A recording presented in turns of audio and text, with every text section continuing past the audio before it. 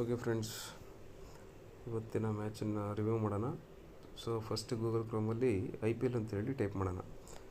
Type ಮಾಡಿ ಆಗಿದ ತಕ್ಷಣ ಸೊ ನಿಮಗೆ ಈ ಥರ ಪೇಜ್ ಓಪನ್ ಆಗುತ್ತೆ. ಇದರಲ್ಲಿ RCB ಮತ್ತು DC IPL today match. RCB ಬಂದುಬಿಟ್ಟು 163 for 7 20 overs, DC 169 for 4 17.5 overs. So DC won by 6 wickets, 13 balls left, T20 24 of 74. Okay, ಇವತ್ತು ಡೆಲ್ಲಿ ಕ್ಯಾಪಿಟಲ್ಸ್ ತುಂಬ ಚೆನ್ನಾಗಿ ಆಡ್ಬಿಟ್ಟು ಇವತ್ತು ಡೆಲ್ಲಿ ಕ್ಯಾಪಿಟಲ್ಸ್ ಓನ್ ಆಗಿದ್ದಾರೆ, ಮ್ಯಾಚ್ನ ವಿನ್ ಮಾಡಿದ್ದಾರೆ. RCB ಫಸ್ಟ್ ಬ್ಯಾಟಿಂಗ್ ಮಾಡಿದಂತಹ RCB 7 ವಿಕೆಟ್ ನಷ್ಟಕ್ಕೆ 163 ರನ್ನುಗಳನ್ನು ಕಲೆ ಹಾಕಲು ಶಕ್ತವಾಯಿತು.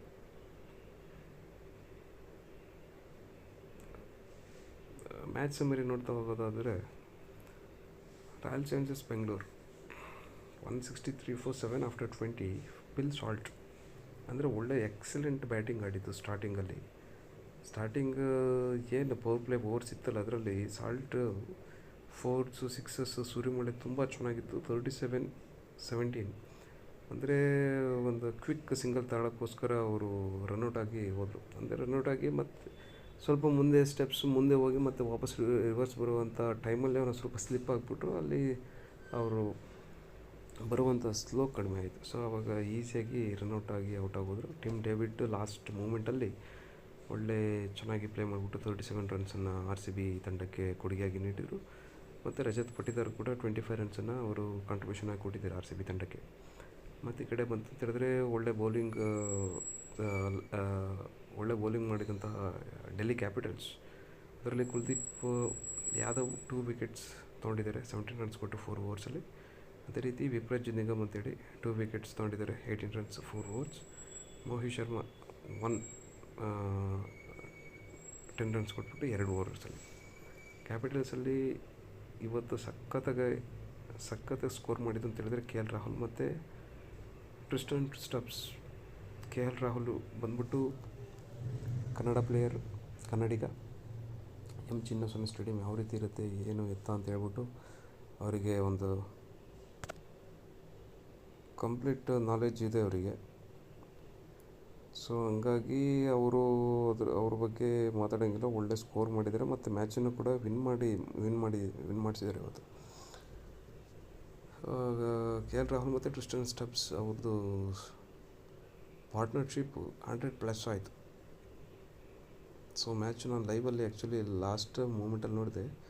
KL ರಾಹುಲ್ ದಯಾಲ್ ಬೌಲಿಂಗ್ಗೆ 4-6 ಮತ್ತು ಸಿಂಗಲ್ಸ್, ಮತ್ತು ಲಾಸ್ಟಿಗೆ ಒಂದು ದಯಾಲ್ ಇನ್ನೇನು ಮ್ಯಾಚ್ ಹೋಯ್ತು ಅನ್ನೋ ಟೈಮಲ್ಲಿ ಒಂದು ಬೌನ್ಸರ್ ಹಾಕಿ ಅದನ್ನು ಕೂಡ ನೋಬಲ್ ಮಾಡಿ ಕೀಪರ್ ಕೂಡ ಆ ಬಾಲ್ನ ಹೋಲ್ಡ್ ಮಾಡೋಕ್ಕಾಗಲಿಲ್ಲ. ಸೊ ಕೀಪರ್ ಎಬೋದಿ ಹೆಡ್ ಹೋಗ್ಬಿಟ್ರು, ಅದು ಸೀದಾ ಬೌಂಡ್ರಿ ಆಯಿತು. ಸೊ ಅಂಪೈರ್ ಅದನ್ನು 5 ವೈಡ್ಸ್ ಅಂತ ಸಿಗ್ನಲ್ ಕೊಟ್ಟರು. ನೆಕ್ಸ್ಟ್ ಲಾಸ್ಟ್ ಬಾಲ್ ಒಂದು ಸಿಂಗಲ್ ರನ್ ಬೇಕಾಯಿತು, 1 ರನ್. ಆ ಬಾಲ್ ಫುಲ್ ಟಸ್ ಹೋಗಿದ್ದರಿಂದ KL ರಾಹುಲ್ ಸೀದಾ 6ಗೆ ಕಳಿಸಿದರು ಆ ಮ್ಯಾಚನ್ನು. ಅಲ್ಲಿಗೆ ಡೆಲ್ಲಿ ತಂಡ ಆರಾಮಾಗಿ ವಿನ್ ಆಯಿತು ಮ್ಯಾಚು.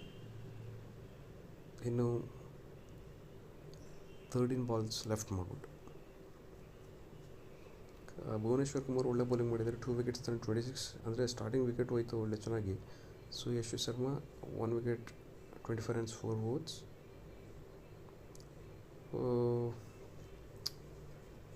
ಮ್ಯಾಚ್ ಚೆನ್ನಾಗಿತ್ತು. ಬಟ್ ಏನಂತ ಹೇಳಿದ್ರೆ ಒಂದು ಫೀಲಿಂಗ್ ಇದ್ದೇ ಇರುತ್ತೆ.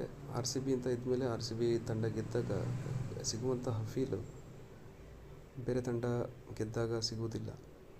ಸೊ ಬಟ್ ಆದರೆ ಮ್ಯಾಚ್ ಚೆನ್ನಾಗಿತ್ತು. ಯಾರ ಕಡೆ ಅಂತ ಹೇಳಿದ್ರೆ KL ರಾಹುಲ್ ಬ್ಯಾಟಿಂಗ್ ನೋಡ್ದಂಗೆ ಆಯಿತು, ಮತ್ತು ಪಿಲ್ ಸಾಲ್ಟ್ ಇವ್ರ ಮ್ಯಾಚ್ ಕೂಡ ನೋಡ್ದಂಗೆ ಆಯಿತು. ಸೊ ನಾವು ಯಾವತ್ತೇ ಇದ್ದರೂ ಕೂಡ RCB ಪರವಾಗಿ ನಿಲ್ತೀವಿ. ಯಾರು ಎಷ್ಟೇ ಸ್ಕೋರ್ ಮಾಡಿದರೂ ಕೂಡ ನಮಗೇನು ಬೇಕು, ರಿಸಲ್ಟ್ಸ್ ಬೇಕು. At the end of the day what matters is whether RCB win or lose, that counts. Today RCB lose ಆಗಿದೆ, ಬಟ್ ಅದ್ರದ್ದು ಫೀಲಿಂಗು ಇದ್ದೇ ಇರುತ್ತೆ. ಬಟ್ ನೆಕ್ಸ್ಟ್ ಮ್ಯಾಚಲ್ಲಿ ನಾವು ಕಮ್ ಬ್ಯಾಕ್ ಮಾಡ್ತೀವಿ. ಮತ್ತು ಹೋಮ್ ಗ್ರೌಂಡಲ್ಲಿ ಆಡಿರೋ 2 ಮ್ಯಾಚನ್ನು ಲೂಸ್ ಮಾಡಿದ್ದಾರೆ ಹೋಮ್ ಗ್ರೌಂಡಲ್ಲಿ. ಸೊ ಅವೇ ವಿನ್ ಮಾಡಿದ್ದಾರೆ, ಆರಾಮಾಗಿ ವಿನ್ ಮಾಡಿದ್ದಾರೆ. ಇವಾಗ ಟೇಬಲ್ಸ್ ನೋಡ್ತಾ ಹೋಯ್ತು ಅಂತ ಹೇಳಿದ್ರೆ ನಾವು ಇವಾಗ ಟೇಬಲ್ಸ್ ನೋಡೋಣ. GT Gujarat titans total matches played 5, win 4, lose 1, net run rate plus 1.413, total points 8 ಇದೆ. ಹಂಗಾಗಿ ಇವರು ಟಾಪ್ ಫಸ್ಟ್ ಪ್ಲೇಸಲ್ಲಿದ್ದಾರೆ.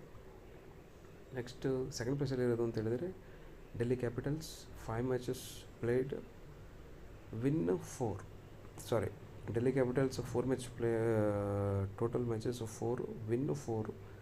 ಸೊ ಇದುವರೆಗೆ ಯಾವುದೇ ಮ್ಯಾಚನ್ನು ಲೂಸ್ ಆಗಿಲ್ಲ. ಪ್ಲಸ್ 1.287 8 ಪಾಯಿಂಟ್ಸ್ ತಂದು ಸೆಕೆಂಡ್ ಪ್ಲೇಸಲ್ಲಿದೆ. ನೆಕ್ಸ್ಟ್ ಬಂತು ಅಂತ ಹೇಳಿದ್ರೆ ನಮ್ಮ RCB ಆಡಿರೋದು ಮ್ಯಾಚ್